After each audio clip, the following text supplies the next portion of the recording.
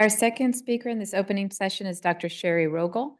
Dr. Rogal is a gastroenterologist, transplant hepatologist, and implementation researcher at the University of Pittsburgh and VA Pittsburgh Center for Health Equity Research and Promotion.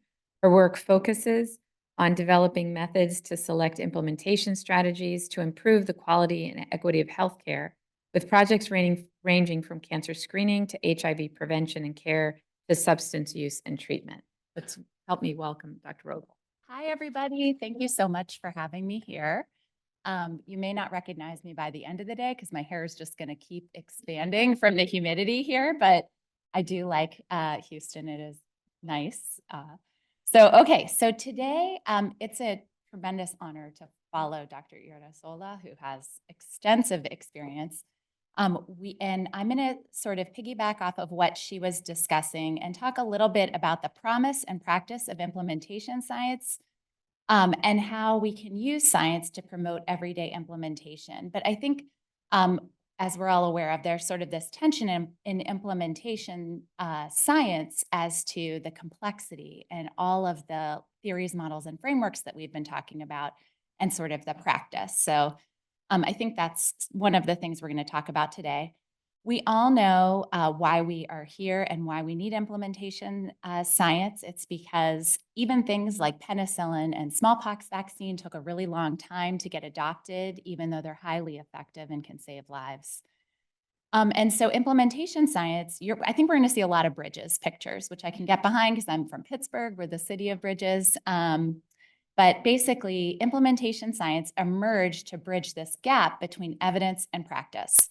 And put most simply, we can think about sort of this Proctor model where we think about we have an evidence-based practice, we apply implementation strategies, and we're trying to produce outcomes. And these outcomes inherently focus on equity and health outcomes, and also these implementation outcomes. And around all of this is the messy context. And the issue is that the context is messy. And so we try to make sense of it by putting together these frameworks, theories, and models. And they can be really, really complicated to try to capture that complexity, which is important. But it's also important that we sort of reduce the complexity enough to be able to measure and change things. And so that's really inherent in the tension of implementation science. So presented here, this is the updated CFR. I've been fortunate to be mentored by Laura Damschroeder, who developed the CFR. This is the updates. And CFR is a determinant framework focused on things that can get in the way of or help implementation.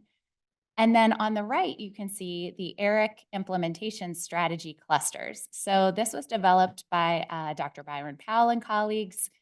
And essentially this says that the things that we can do to improve implementation, these methods or techniques can be thought of in a lot of different categories. And so, I always, when I'm talking to sort of healthcare systems, they focus a lot on those purple financial strategies. When I talk to sort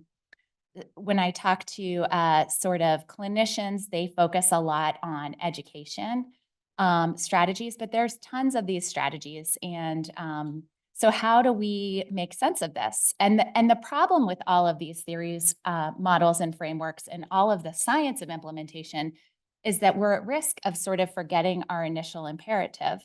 And so Dr. Bates and maybe some people in this room wrote this paper that sort of highlights some of the potential issues with, as we become more and more of a science, we have some challenges.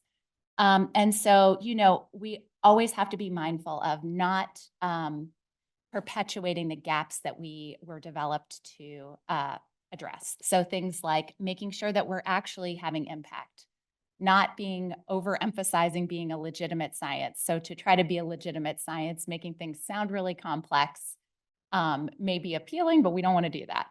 We often unintentionally recreate the evidence to practice gap as an implementation gap, and then often forget to align with partners' needs. I don't think this group is at risk of that, but that is something that we see. And then the overly complex methods that really are a challenge for everyone, especially when we're trying to really do things at scale and learn across systems. So I'm going to talk a little bit about how potentially we can think about measuring and collaborating as a way to address this complexity and make things accessible for everyday science. I'm going to talk a lot about some VA, some United States Veterans Health Affairs examples. That's where I work. The VA is a system of about 170 hospitals across the US and many, many clinicians. So whenever I'm talking about this, I'm talking about the work of hundreds and hundreds of people to try to improve care. And the VA is kind of a cool, aspiring learning health system. Anything I say doesn't represent the US government, obviously. But I'm going to talk first about hepatitis C and how that was addressed in the VA. So the VA in the US was able to treat over 95% of veterans who had hepatitis C, which is a virus that infects the liver, with new direct acting antiviral medications pretty quickly. I know that in this organization, there are people from Egypt. The Egyptian government was sort of the other example of really doing an amazing job with hepatitis C elimination efforts.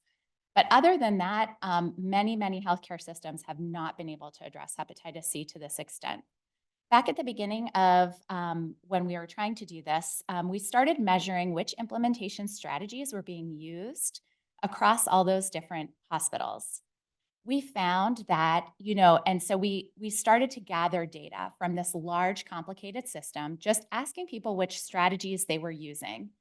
We were able to see that the effective strategies seemed to change over time. So the strategies that worked really well early on in trying to get these medications to the people that needed them really focused on training, education, developing these partner interrelationships, changing the infrastructure in positive ways, and engaging consumers, in this case, veterans.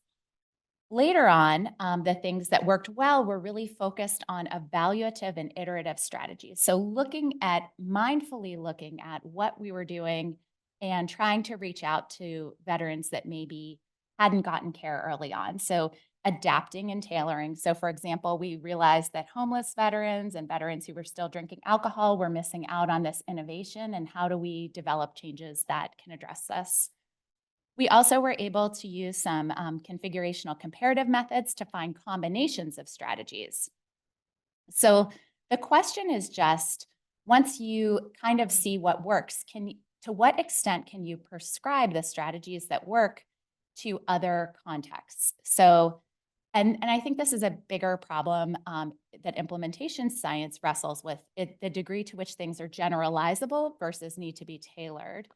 And so I think this is a tremendous opportunity. So we asked this question, we measured all these strategies, we found combinations that maybe worked. Could we do this and then in a kind of slower moving implementation effort, measure the stuff, prescribe it to the sites that were struggling? So there's profound variation in how we provide cirrhosis care. These are two measures, probably not super important what they are, but just for people with advanced liver disease, they can have, if you go to a VA in your upper right-hand corner, you're going to have about a 70 to 90% chance of getting your evidence-based care versus a VA in the lower left-hand corner, where you have about a 20 to 30% chance of getting your evidence-based care. COVID made things worse. We did find that during COVID, the veterans who received their cancer screening were more for liver disease, were more likely to be very sick, which was appropriate. But the other people that sort of got left out were women, homeless veterans, people in rural areas, people with alcohol and hep C related liver disease. And during this time, we decided to roll out an intervention to try to improve cirrhosis care. And so what we did was we measured strategies and identified combinations that would be effective for improving cancer screening. And then we applied them or prescribed them to lower performing sites. And we didn't just give them a one size fits all, we gave them combinations that they could kind of pick from, strategies that may work to address their particular barriers. And we found really good effects. This is an analysis of a step wedge trial, so it's kind of hard to look at and get, but but it worked. So then we asked the question, can we do this to address disparities, and in particular around PrEP prescribing? So again, we collected strategy data. We figured out which strategies looked like they were working in high-performing sites to improve PrEP prescribing. We packaged them into, we call it getting to implementation, and then we offered it to sites. And so this just shows sort of what getting to implementation looks like. It's sort of like we were hearing about before. It's almost like a process model, but what it does is it offers very simple worksheets to clinicians who can learn about implementation science and apply it at the same time. And so we offered these strategies. They could they first would assess their current state, identify their goals, pick their priority barriers to address, and pick their strategies based on data that they would want to apply to address those barriers. They would then do the strategies, evaluate them, and then focus on sustainment. And we did find this was tailored to address a site that had pretty profound racial disparities. Of course, this is very reductive. We know that race is a socially constructed, and this is things are much more complicated than black and white. But we did find that this one site had profound racial disparities that were somewhat improved with this pilot. So just to say that taking sites through these pretty simple steps and offering data-driven strategies, but in a pretty user-friendly way, we think can be helpful. I think that to do this on a bigger scale, especially with the global expertise in the room, the question is, that we need data. I really believe that data can be really helpful, but the data need to be in a way that crosses, projects. We obviously need partnerships, and we heard a lot about that. And we need simple tools. And we also need to figure out, and this I think is a challenge, how do we share resources and how do we share credit? Because I think in a competitive academic environment, there's this pressure to be the founder, the person who has this framework, and we end up getting siloed. And really what we need to do is we have enough problems to address, certainly from a public health and healthcare perspective globally, that we need to really figure out how to work together and have that be mutually beneficial. So I just wanted to thank everybody, especially you. So thanks for having me.